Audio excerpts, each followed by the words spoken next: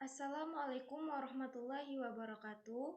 Perkenalkan, nama saya Mulyana Syamimi dengan NIM 2316030143. Berasal dari MBSE, dosen pengampu Ibu Meisya Pratiwi.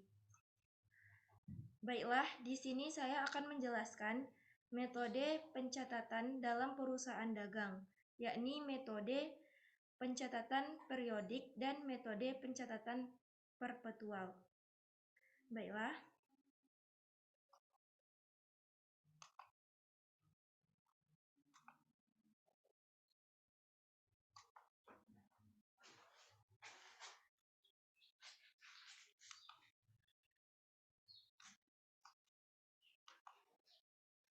Perusahaan dagang. Perusahaan dagang adalah perusahaan yang melakukan aktivitas pembelian dan penjualan barang dengan harga di atas harga pokok agar bisa mendapatkan keuntungan.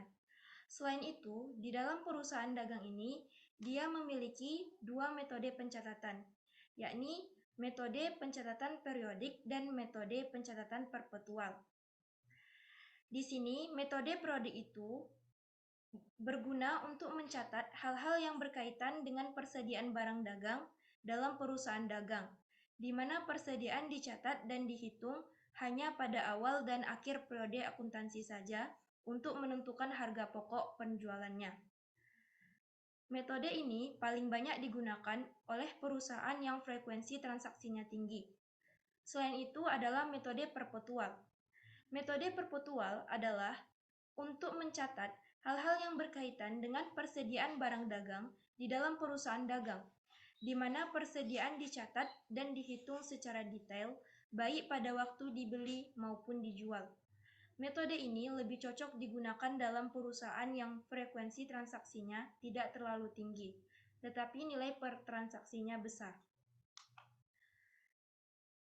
Dalam pencatatan, metode periodik dan metode perpetual itu ada dua konsep, yaitu dalam pembelian dan penjualan. Dalam pencatatan pembelian, yang pertama yaitu pembelian barang dagang tunai atau kredit. Metode periodik, pembelian di debit dan kemudian di kredit kas atau utang dagang. Sedangkan dalam metode perpetual, persediaan barang dagang di debit, kemudian di kredit kas atau utang dagang. Selanjutnya itu adalah retur pembelian. Dalam retur pembelian, metode periodik, kas atau utang dagang di debit dan retur pembelian di kredit. Sedangkan dalam metode perpetual, kas atau utang dagang di debit dan persediaan barang dagang di kredit. Selanjutnya adalah pembayaran utang dengan diskon pembelian. Adapun pencatatan metode periodiknya adalah utang dagang di debit, kemudian kas dan diskon pembelian di kredit. Sedangkan dalam pencatatan metode perpetual, utang dagang di debit, kemudian kas maupun persediaan barang dagang di kredit. Selanjutnya adalah beban angkut pembelian. Pencatatan metode periodiknya adalah beban angkut pembelian di debit, kemudian kas di kredit. Sedangkan metode perpetualnya adalah persediaan barang dagang di debit, kemudian kas di kredit. Selanjutnya adalah metode pencatatan penjualan.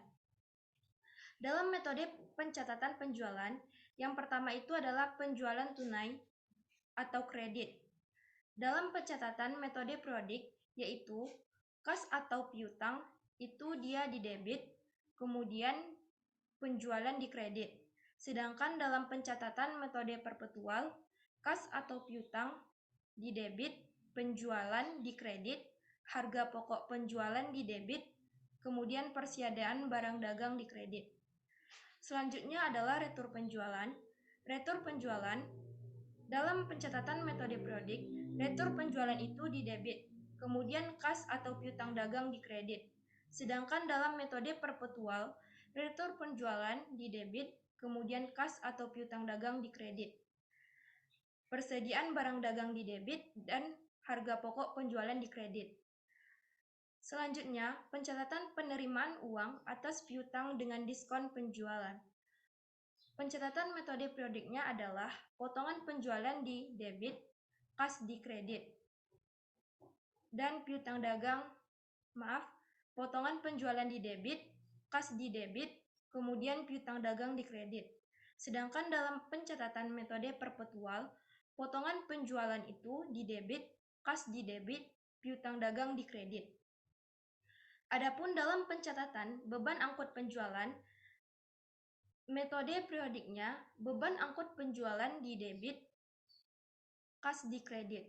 Sedangkan metode perpetualnya beban angkut penjualan di debit, kas di kredit.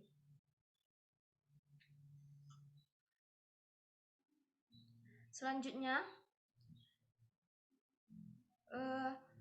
adapun contoh soal 1, yaitu catatlah transaksi-transaksi berikut ini dalam jurnal umum menggunakan sistem persediaan perpetual dan periodik.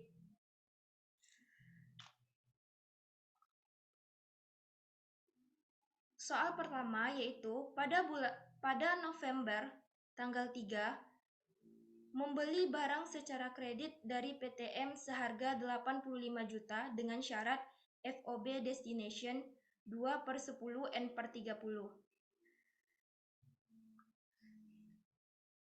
Maka, untuk mencatat pencatatan metode perpetual maupun periodiknya, dapat di sini dilihat bahwa keterangan untuk pembelian barang dagang secara tunai atau kredit itu adalah pembelian di debit, kemudian kas atau utang dagang di kredit dalam metode periodik.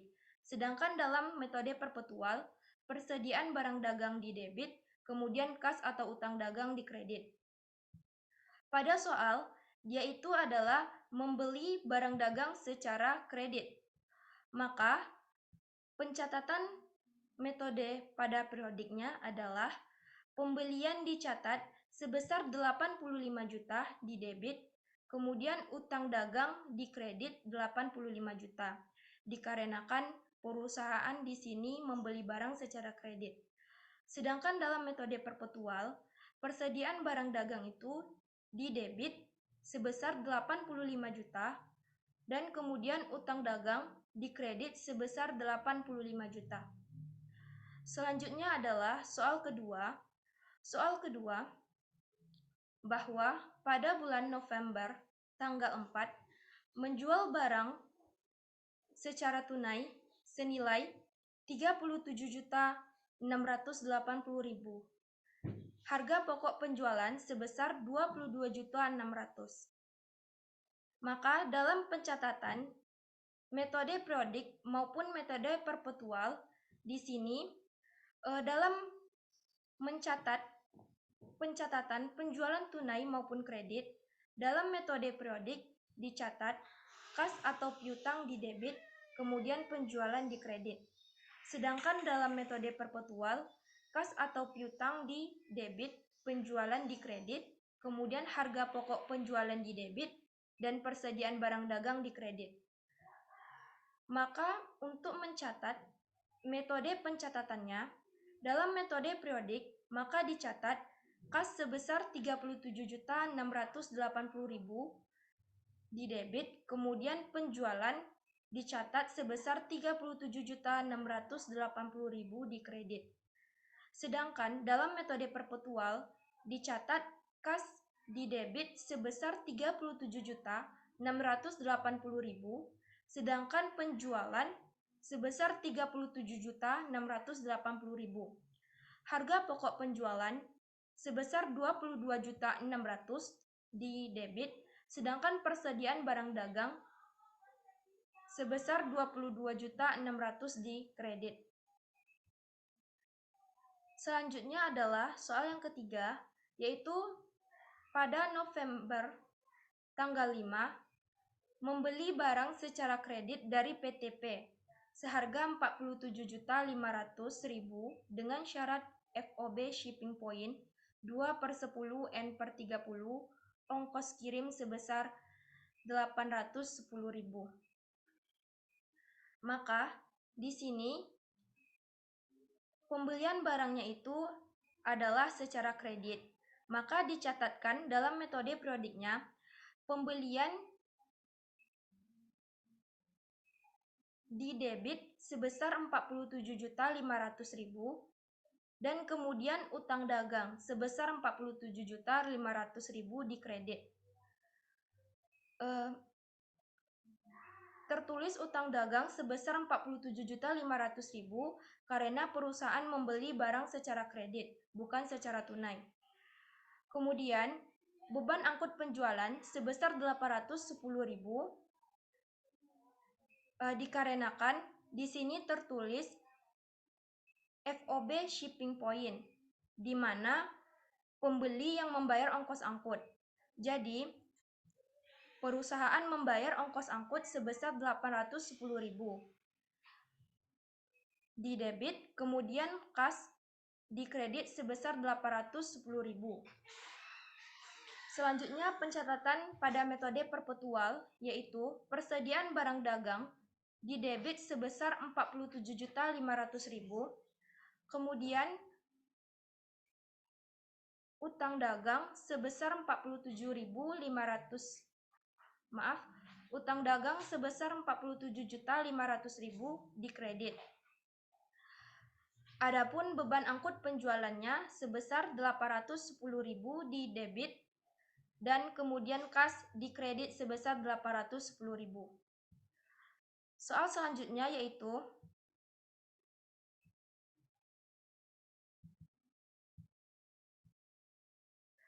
pada bulan November tanggal 6 mengembalikan barang yang dibeli pada tanggal 3 November dari PTM sebesar 18 juta.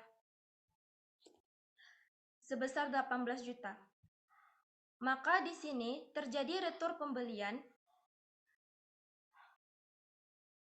Maka pencatatannya dilakukan pada metode periodiknya itu, utang dagang sebesar 37.680.000 di kredit. Kemudian retur pembelian sebesar 37.680.000 di kredit. Sedangkan dalam pencatatan metode perpetualnya, utang dagang di debit sebesar 37.680.000,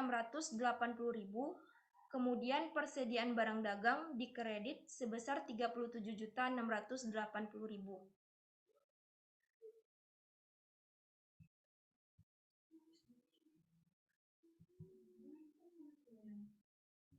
Soal selanjutnya adalah pada bulan November tanggal 8 menjual barang secara kredit kepada PTR seharga 15.600.000 dengan syarat 2/10 N/30. Harga pokok penjualan adalah 9.400.000. Maka di sini penjualannya itu adalah secara kredit. Maka pada metode periodiknya, karena dia menjual secara kredit, kita masukkan piutang di debit sebesar 15.600.000, kemudian penjualan di kredit sebesar 15.600.000. Sedangkan dalam metode perpetual, kita catatkan piutang sebesar 15.600.000 di kredit, penjualan sebesar 15.600.000 di kredit, harga pokok penjualan sebesar 9.400.000 di debit, dan persediaan barang dagang sebesar 9.400.000 di kredit. Soal selanjutnya yaitu pada November tanggal 13 membayar PTM atas pembelian tanggal 3 November.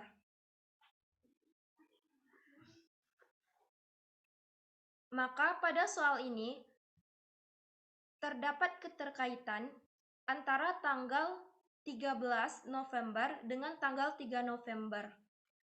Maka kita lihat lagi soal selanjutnya. yang pada 3 November tadi,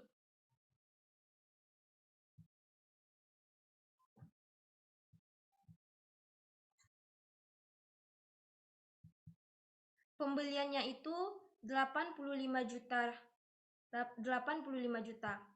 Kemudian terjadi retur pembelian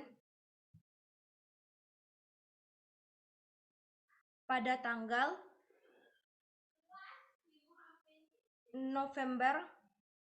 pada bulan November tanggal 6 sebesar 18 juta. Maka dia dikurang sehingga tertulis pada metode prodiknya utang dagang di debit sebesar 67 juta di debit. Kemudian kas di kredit 65.660.000 dan perusahaan mendapatkan diskon pembelian karena dia membayar dalam jangka waktu mendapatkan diskon, yakni pada 3 November dia mendapatkan diskon sebesar 2% jika dibayar dalam jangka waktu 10 hari.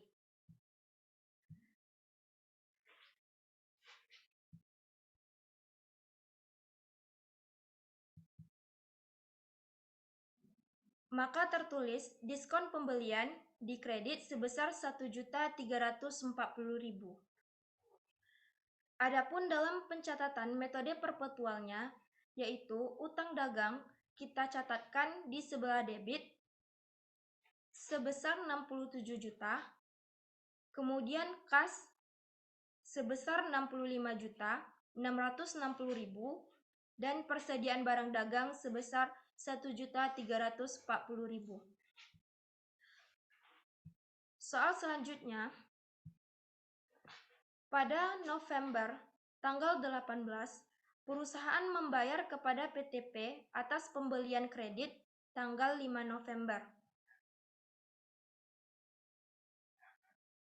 Adapun pencatatan dalam metode prodiknya bahwa adalah kita letakkan utang dagang sebesar 47.500 di debit, kemudian kas kita letakkan dia di kredit sebesar 47.500.000. Pada soal ini terdapat keterkaitan dengan tanggal 5 November, di mana pada tanggal 5 November perusahaan membeli barang dagang secara kredit sebesar 47.500.000.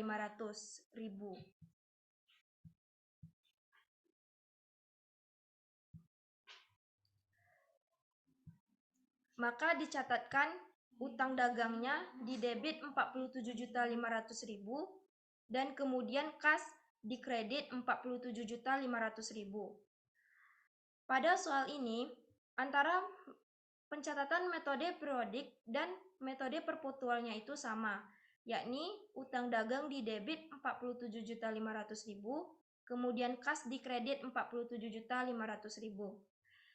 Di sini tidak terdapat diskon pembelian karena perusahaan membayar lewat dari tanggal pendapatan diskonnya. Selanjutnya adalah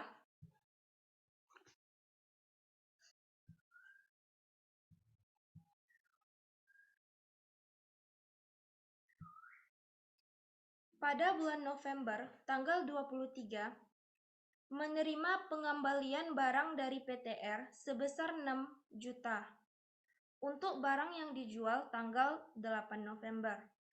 Harga pokok barang yang diretur sebesar 3.300.000. Maka dicatat pada metode periodik retur penjualan di debit sebesar 6 juta dan piutang dagang di kredit sebesar 6 juta. Sedangkan pada pencatatan metode perpetual, retur penjualan di debit sebesar 6 juta, kemudian piutang dagang di kredit sebesar 6 juta, persediaan barang dagang di debit sebesar 3.300.000 dan harga pokok penjualan di kredit sebesar 3.300.000.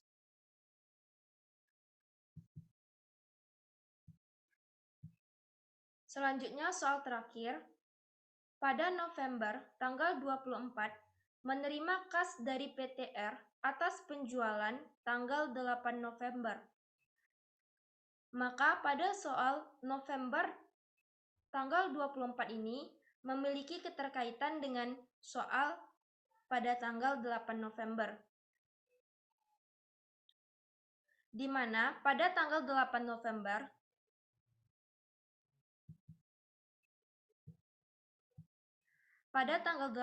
November menjual barang secara kredit kepada PTR seharga 15.600.000.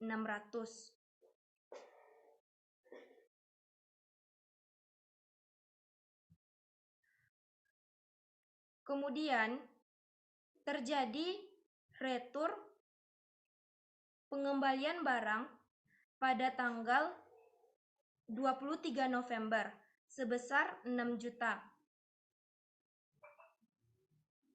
Sehingga kita tuliskan pada metode periodiknya kas sebesar 9.600.000 dan di debit, kemudian piutang dagang sebesar 9.600.000 di kredit.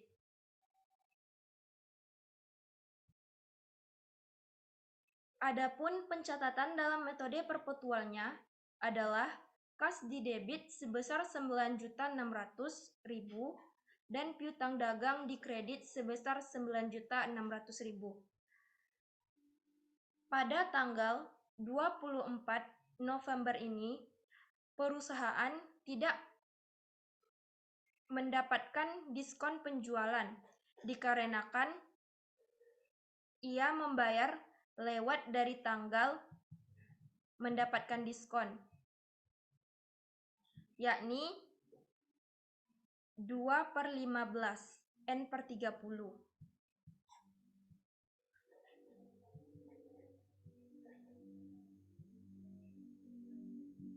Mungkin hanya itu yang dapat saya sampaikan. Semoga bermanfaat. Assalamualaikum warahmatullahi wabarakatuh.